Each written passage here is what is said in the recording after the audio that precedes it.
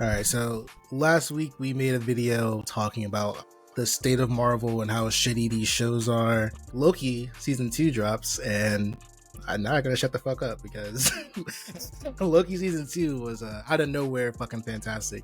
Season 1 was already good. I was not expecting anything out of season 2. We knew Jonathan Majors was maybe he's in, maybe he's out, and lo and behold, he was in this season. I didn't think he was going to be in this season like a whole lot, but he is. But Abdul, please tell me your thoughts on season 2. What'd you think of it?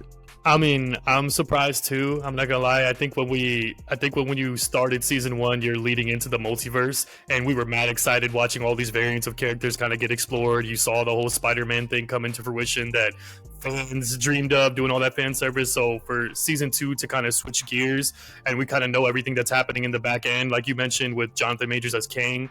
I was kind of curious. I was like, where is this story gonna go? Like, is Kang gonna be his villain, or is this more of a Loki story? Like, I was worried that Loki might let me down, and I think so. I'm afraid. I'm ashamed to admit that, but by I think episode 3, I was so locked in. I think as soon as Jonathan Majors entered on screen, like, he really carries the presence of this character the same way Tom Hiddleston does of Loki.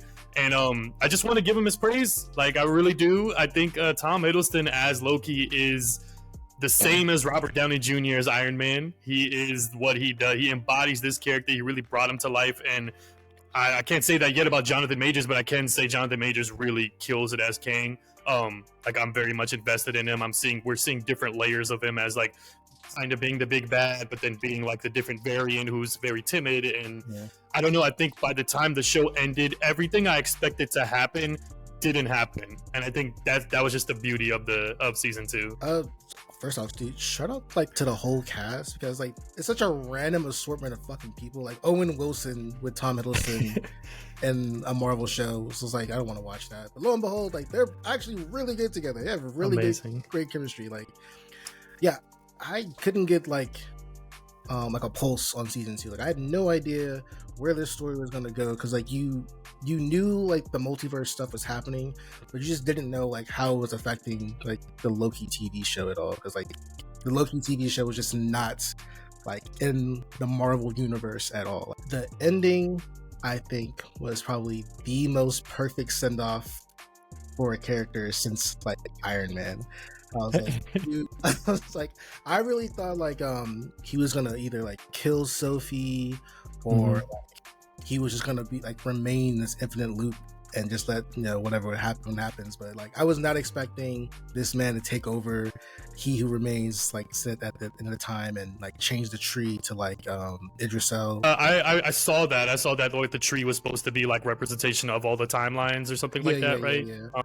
I was sad to see it go. I thought it was going to end the exact way you were mentioning, where okay, he has to kill Sophie. I'm thinking of this in the middle of the last episode, right? Because you watch him learn how to time slip, and you think of all these possibilities, like how far back can he time slip? And it's obviously it's not about when, it's about who. It's like they did all these little things that's like tying everything together so well, and I think that's what a good ending usually is it kind of comes full circle, but it still leaves enough questions for fans to be curious about, right? And in my opinion, I think like the ending in a way did this like fifth wall break, where it's almost like an excuse to send off Loki as a character and send off Tom Hiddleston as Loki as like a good, like, we're good here, but also in a way to kind of say maybe we don't need to explore the multiverse chapter. Yeah, I think it was I think it's almost a way out also of Kang, because Kang's whole predication of his story of him being like, you know what, of him kind of like destroying all of reality and stuff, and with Loki kind of holding together all of reality, it's almost like we can switch gears now in the MCU and see everything else come to fruition, like the new villains come forth, like Galactus and all that other stuff. That's my theory. Why it was a send-off of Loki, and in a way it almost removes the threat in a way of Kang, because you don't know where Kang is. No, now, he's still there, right? He's still there. At the end of it, Loki, they're like, yo, they Ant-Man, they didn't say his name, but they said like, yo, Earth 616, you know, they handled him, whatever, but we're on the lookout. But they know about Kang, they know about all his variants out there, but he don't know about them no more, because the one that did is dead or never existed. I don't know, because he's that's never explained. But I don't think you think this is a goodbye for Tom Hiddleston? Like, I think this is a goodbye for like this version of Loki, but they can always be like, oh, this is another version of him, like bring him back in a way, like they did for this show.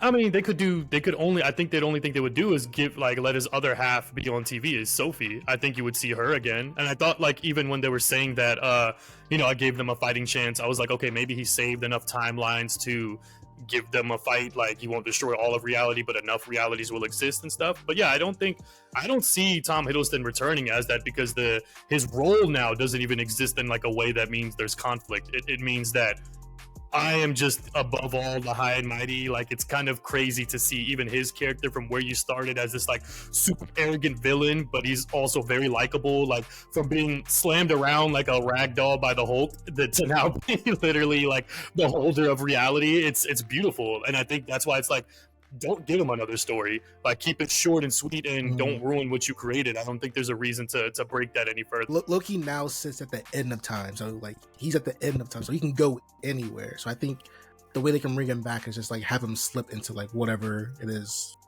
whatever multiverse thing they're doing, he can slip in and slip out. So I think we'll see him again, but I think it'll be in a way that's just like a cameo or something like that. Yeah.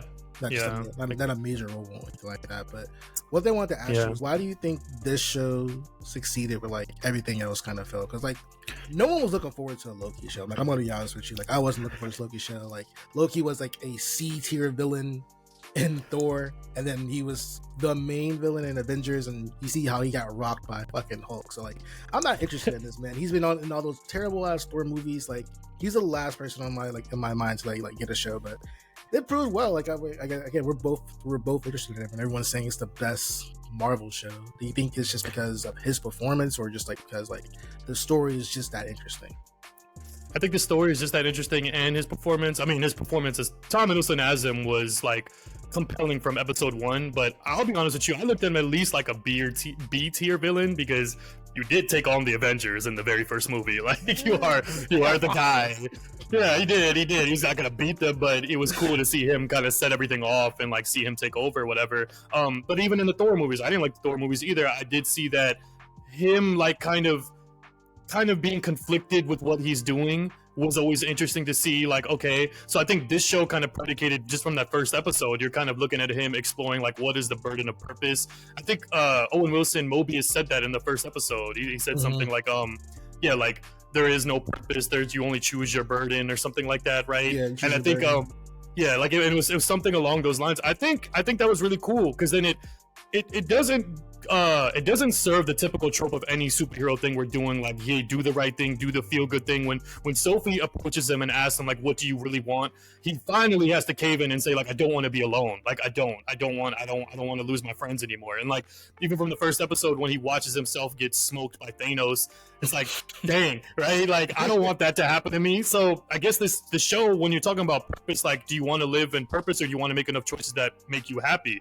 And every choice you make kind of adds up to that picture of your life, and that kind of defines what your purpose is. Like, we want a happy life, but we also want to live with purpose. And I think that theme is so like intrinsic to everybody, where no one knows if they have true free will or if everything was written. I think that is a theme that humans on a more like deeper level kind of will connect with, versus like looking at it as like, this is just an entertainment show. It's really cool that it explored that, and it's really cool that a character changed knowing that this is going to be my outcome, like what will actually give me purpose, right? And I just thought that was really cool. I think that's why this show will, even though I may not watch it again, I think it's one of them where it's like, oh, best Marvel series. I feel you on that. I don't know if I'll say like I would watch this over again, but I would recommend it to anybody that's going to listen to me. Like, I'll stream it from the stars, like, you have to watch Loki.